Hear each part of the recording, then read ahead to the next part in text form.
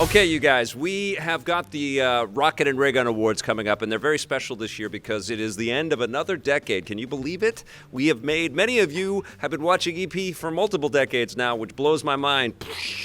But we have made it to the end of another one, and there have been tons of incredible games that have come out since 2010. So we're going from 2010 to 2019, and I thought this would be a good way to get us all talking about it. And the way that we're doing the Rocket and Ray Gun Awards this year, which is going to start running on December 16th, is we want everybody to participate. Anybody that's watching this video, if you want to take some time to shoot us a video of your own picks, please do that. And you'll use Twitter or Facebook, or you can message us through YouTube somehow. But just put the hashtag Rocket and Ray Guns 2019 on it so we know what it is. Send us a link. I think the easiest thing to do is to post your videos to an unlisted service on like YouTube or Google Drive or something like that, and then send us a link for that. So I'm reminding you at the top, and I'll also remind you again afterwards, but this is going to be for the games of the decade and also for all of the other different categories. So one thing I want to talk about with the games of the decade is that it's not just the game of the decade that I want to focus on.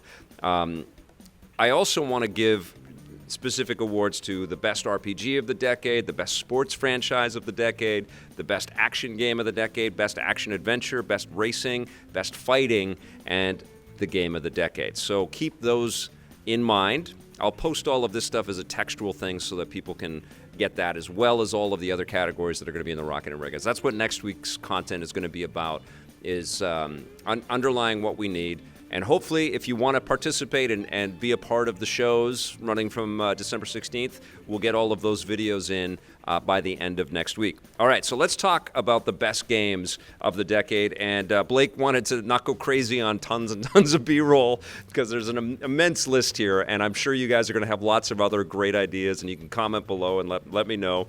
But he said, what are your 10 favorites that you can think of right now? And this was kind of off the cuff. I didn't have tons of time to kind of like go through every emotion that I had, and I may have missed one or two is what I'm saying. But starting with Zelda, Breath of the Wild, which I think I'm calling it, it's my favorite game of all time. You know, like, it's such a phenomenal experience, an incredible escape, and there's so much emergent gameplay just by trying stuff. You know, the physics engine in that game is wonderful, and the freedom is wonderful, and it was so beautiful to look at, and what a stellar way to launch a new platform like they did with the Switch.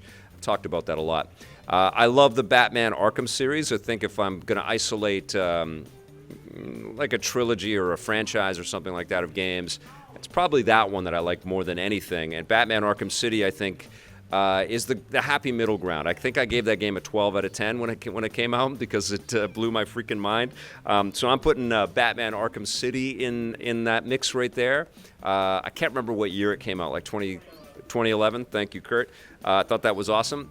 I also loved Spider-Man from Insomniac last year, which was our Game of the Year winner. And it wouldn't exist in the shape that it is without the fine work that Rocksteady had put into Batman. We all know that. Insomniac knows that. But Spider-Man was sensational. And the freedom that you felt as the character and the beautiful visuals of Manhattan that Insomniac created for us, all the people walking around, just an incredible game. And so filled with joy and color, you know, except for the cinematically dark stuff. But yeah, what a wonderful game that is. The contrast to that is the darkness and the bleakness of The Last of Us, which is probably one of the most powerfully emotional games I've ever played. It's just, it's like we really witnessed humankind's darkest behavior in The Last of Us, and it's palpable. And I remember feeling the tension of the moment when a weapon is brandished in front of somebody, and you feel really distinct fear for their lives, and you feel the impact of the bullets or the hits from a crowbar, and then the unending terror of all these clickers coming after you. It's a phenomenal experience. I don't know how they're going to top it with Last of Us 2, but I can't wait to find out. Red Dead Redemption, the first one, which I think was a 2010 game. That's one of my favorite games of all time. And I chose these games based on the emotional power that they had. And I remember feeling so connected to Marston and his family and the story that was relayed for me that I felt real melancholy when I concluded that game. And it still stays with me. And I found it to be much more effective and powerful than the more beautiful Red Dead Redemption 2. God of War, similarly emotionally powerful. I don't think that game would exist without the fine work that Naughty Dog had invested in Uncharted and in Last of Us. But God of War, made this kind of one-note character of Kratos, who I've always loved. He's a great action character, but they made him have resonance and meaning and connection, and made all of his combat moves and all of his choices have much more meaning and have much more value. And it's a beautiful game that was huge, but also edited down and refined so it wasn't out of control. It's a wonderful, wonderful game. Skyrim, I think, is the opposite of that. It's a game that is massive and overwhelming and too huge, and it's too cluttered, and you do things that are a little superfluous, but it is that freedom of discovery and that way to play the game any way that you want to, which I think has made that game eminently reportable. It's put on everything, including Alexa. They've been able to bring that game to everybody. I'm surprised there is not an Apple Watch version of Skyrim yet, and I will probably play it when it comes out. But Bethesda struck gold with that game when it came out. It really, I think, is the best distillation of that Fallout and Elder Scrolls type gameplay, and it's a wonderful, wonderful experience. Yeah, and Titanfall 2 is on there as well because I love the shooter genre, and it's crowded, and it's sometimes difficult to kind of pick the highlight ones out there. Of course, you can look back at Modern Warfare, even the recent one, amazing. There's lots of really, really good ones, but Titanfall 2, when I think of that game, it's hard for me to think of a cooler first-person shooter. It delivers on all kinds of great multiplayer action where you can play on foot or in mechs in lots of different types of ways. But the story was really shockingly good. No one expected that game to have a single-player experience that was that tight. And it stood the test of time. It's still beautiful today. It's still a wonderful escape, and the community is still large. I am one of the many out there that really hopes Respawn hasn't forgotten us and will make us a Titanfall 3. But Titanfall 2, I think, is my favorite shooter of the last decade. Mario Odyssey for the Switch. What a gangbuster year they had in 2017, bracketed by Zelda and Odyssey. A great, almost tip of the cap of admiration for all of the 3D work that Nintendo had done with Mario over the years. It really, moved back into Mario 64 territory, and I'm a big fan of the Galaxy games as well. But I don't know. I like this this consistent kind of reveal of new things and new elements in a 3D Mario world, as opposed to the level-by-level kind of structure of Galaxy, which I also really dig. But I don't know. I love Odyssey, and Mario 64 is still one of my favorite games of all time. So that's probably why I love that game so much. Now, another big one is Dishonored, which Arcane made for Bethesda, and I think that was 2012. 2013. I didn't put the dates on this beside me here, but that was a phenomenal stealth action role-playing experience with a really creepy aesthetic and lots and lots of great little details, very nuanced and meaningful fiction. Like, this overworld was so rich and filled with things. We actually have a firefighter in the building right now. It's incredible. The world was filled with so much great detail and a nice kind of hybrid with all of the this kind of steampunk aesthetic that they had there. It was really, really incredible.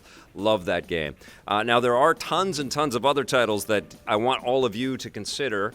There's games like Journey, which came out for the PlayStation, which was a classic, indie title. Mass Effect, that series, and Mass Effect 2 probably kind of was one of the tightest ones of the Mass Effect games. Bioshock Infinite has a lot of A lot of love out there, and it's deserved. It's an incredible game. Bayonetta 2, also phenomenal. Bloodborne, I know that Scott Jones is, that would probably be pretty high on Scott Jones's list right there. Dark Souls 3, Celeste, if you're into the indie stuff for sure.